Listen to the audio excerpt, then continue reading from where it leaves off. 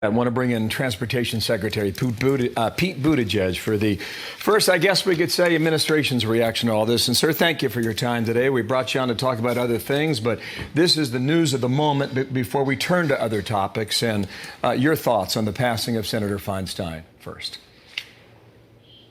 Well, you know, Senator Dianne Feinstein was a formidable leader, somebody whose contributions going back to when she was in local government and then, of course, making history as a path-breaking senator, first woman elected from California, and somebody who shaped so much of the important legislation of the last many decades. I got to know her when I was running for president. She reached out with ideas, advice, reaching back through her experience having been a mayor and then on the national stage, and, of course, got to work with her when in this job as Secretary of Transportation when issues came up affecting California. Just a great loss for the Senate and for the country, but somebody who left such a remarkable legacy, came into office in a time of absolute upheaval, the assassination of the mayor in San Francisco, along with the assassination of Harvey Milk, responded to that, drew the community together, and then increasingly became not just a local leader and a California leader, but a national leader. Her presence is absolutely going to be deeply missed. We're just an hour into the story, and there's going to be a lot of reaction to her life and her passing, and we'll also wait to hear word on services when they take place to commemorate and to honor her life soon. I want to turn to other topics because she leaves behind a Congress that it's razor thin. You know, these are 50-50 margins, and now there's a threat of a government shutdown perhaps in 2 days' time. We are often sold that the sky's going to fall if this happens. What's your view on this now, knowing that Republicans in the House did pass 3 bills last night? Is this going to happen? Well, look, it shouldn't happen. We should not have a shutdown. Speaker McCarthy and House Republicans should figure out a way to come together, fund the government, get it done. The Senate, you mentioned the tight margin in the Senate, but the Senate has actually been working in a bipartisan basis to do their side. They're ready to go. Administration is ready to go. It really is going to come down to House Republicans.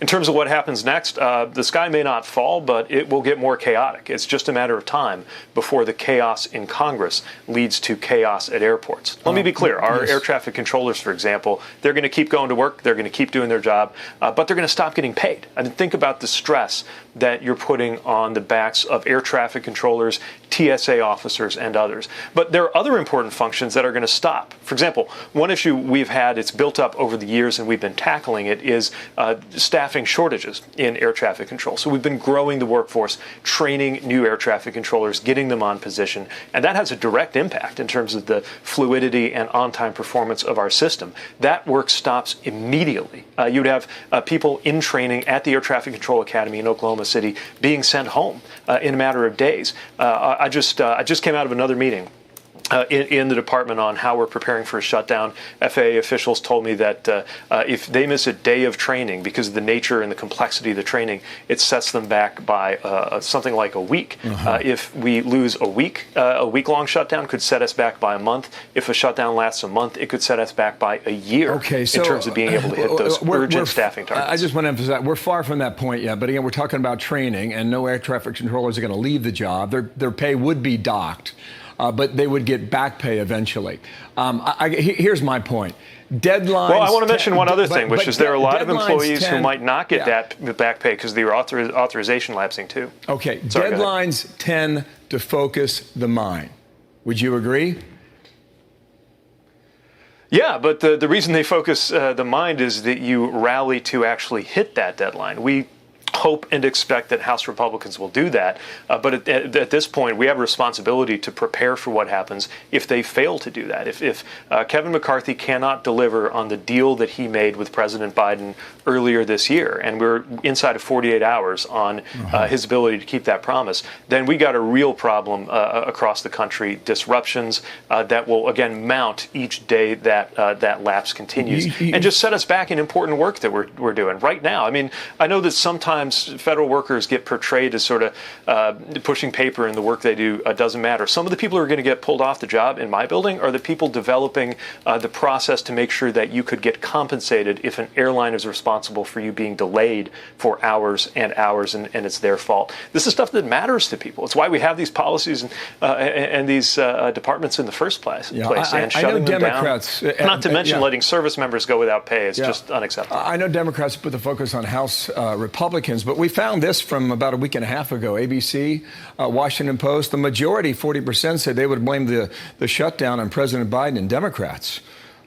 So you have that in the mix now, Mr. Secretary. I just don't think that's true, but also that's not our focus. We're not following the polling or focused on a blame game. We're urging House Republicans to get the job done. Look, again, the Senate's ready to go. They've actually been doing bipartisan work on this. The president's ready to go. And the irony of all this is this was supposed to have been solved by the deal that Speaker McCarthy and the President of the United States made earlier this year. By the way, that was not an easy deal for any side to accept. It meant cuts to transportation. Republicans demanded cuts to funds that I was hoping to use to build more roads and bridges and airports. But we all came together. We agreed that was the deal. They shook hands. And now the question is, with less than 48 hours to go, can they actually deliver? Or are we going to wake up on Sunday morning where service members are not getting paid? Air traffic controllers with a very stressful job are having to show up to that stressful job with the added stress of not knowing when their next paycheck is going to come in. Critical work, including modernization. Remember that computer system that went out in January? We had an IT system in FAA that went out, and it going out just for less than a few hours through the entire system in a havoc all day. I remember that well. We would also have to stop the work on modernizing that system. This is the exact opposite of what Americans want us to be I'm going to doing. get quickly to two more topics because I know our time is tight, and I appreciate your time today. We watched Republicans go at it in California 2 nights ago, and the economy and inflation, they were top-of-the-line stories for that debate. And this is what we find about President Biden's disapproval rating overall. He's at 56%. I know you saw the numbers from last Sunday in the ABC poll and the NBC poll. And then the question was asked, is your family better or worse off now? And 44% say not as well off. And that must be a major headwind for him and Democrats in Washington. How do you see it? Yeah, look, we know what we're still up against economically. There are still real headwinds, but we also see the progress that's been made. 13 million jobs created under this president. That's the most of any presidential term in American history. Manufacturing has gone from a manufacturing recession that we had under the last president to a manufacturing boom, factories going up all over the country, including the industrial Midwest, where I come from. We've seen enormous progress, but nobody thinks the work is done. Nobody thinks we can just sit back and say, okay, no problem anymore. Matter of fact, that's one more reason why we think it's so important that a shutdown be prevented, because whatever that does to the economy isn't good.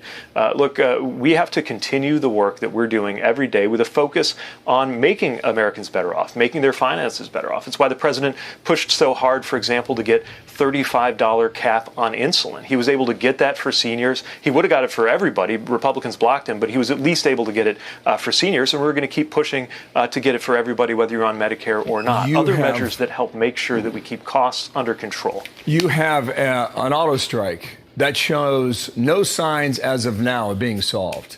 And soon enough, it's going to move into its second week. And I was just wondering, Donald Trump was in Michigan on Wednesday night. He was saying you got to hold firm because otherwise China's going to have all your jobs in a matter of 2 years' time. And the Inflation Reduction Act provided so much money for green energy. Did the administration sell out these union jobs in order to build electric cars in America? Well, the opposite is true. We want to make sure that the electric car, the new technologies, are built in America, just like the old technologies.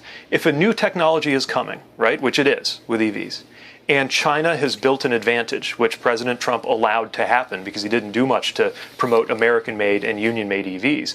Now we're in a situation where you can't just trap people in the old technology. I'm sorry, but like the idea that America is going to compete and win in the 21st century by clinging to 20th century technology, that's a recipe for those jobs to disappear. And I know exactly what that can do because I grew up in the industrial Midwest, surrounded by the literal carcasses of the factories of companies that couldn't innovate fast enough. Sometimes when I'm hearing this dialogue and this debate last week when I was testifying in Congress, hearing a lot about EVs. I feel like it's 2005 and I'm meeting people from the Rotary Phone Society. This new technology is here. The only question is whether it will be built in America and whether it will be built largely by union workers or whether it will be built in China. Clinging to the old technology is not a recipe for success. And importantly, the UAW agrees, right? They're not saying we have to somehow trap people in using the old technology and the old kind of cars forever until the last dog dies. What they're saying is this is the dawn of a new chapter in the auto industry. But these union electric workers, vehicles are the future, and they want to make sure that they get good union benefits making them. Just want to make it the obvious point that some of these new EV factories are in non-union states, and that's a major concern of people in the upper Midwest. You grew up in Indiana, I grew up in Ohio. I know how many jobs and how many industries are reliant on the auto industry, and we're going to find out whether or not this strike works out for them in the end or not. Last question. On Tuesday marks 8 months since the disaster in northeastern Ohio and East Palestine. I know you're on the record as saying you arrived too late there. The White House is saying the president will go there. It has not happened. Can you tell us today when the president will make that visit for the people who continue to struggle in East Palestine? Well, I'm really glad that you asked about East Palestine. I don't have any scheduling news to make, but I do want to point out that the House Republican demands for budget cuts that they're threatening a shutdown over include cutting railroad safety inspections, as if we had learned nothing from East Palestine. Some of the same Republican congressmen who couldn't wait to get on television to try to make a partisan issue out of the pain of the people in East Palestine are now not on the record supporting a Railway Safety Act, one of the many things that is sitting in Congress right now that should get a lot more of their time and attention than a made-up impeachment inquiry. This is a serious issue that deserves serious work, and House Republicans should drop their demands to cut railroad safety inspections, and they should get to work on a bipartisan Railway Safety Act that would actually help us make America's railroads safer. Got it. I know you're not at the White House, but I just want to put a fine point on this. You're not saying today when the president will go. I don't have scheduling news to make, but I want to emphasize the policy news here, which is that there is a Railway Safety Act right now in Congress, and some of the very same political figures who tried to score partisan points off the pain of the people of East Palestine they won't even go on the record whether they're for and against it. To be fair to them, they at least went there. They went to the town. They met with the people. No, actually, a lot of these people just went on Fox News. They didn't go to East Palestine like I did. They went on Fox News to try to use the people of East Palestine. Well, and now we're going to find out whether they're serious. Because either they're for...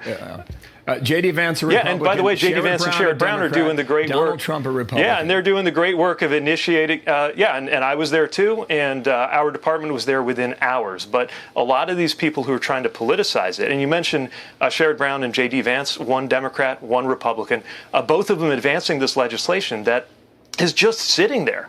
Especially on the House side. And the idea that a Republican member of the House has time to go down to a committee room and launch an impeachment inquiry over, they can't even say what it's over. They're just hoping if they keep inquiring, they'll find something. And they don't have time to move the Railway Safety Act forward. It really tells you how screwed up the priorities are on Capitol Hill right now. For those who need medical help in East Palestine now, will there be a public health emergency that will help them continue to live healthy lives? Well, the president's executive order made sure that they get the emergency support that they needed. The EPA, by the way, the same EPA that House Republicans are threatening to shut down the government unless they can cut.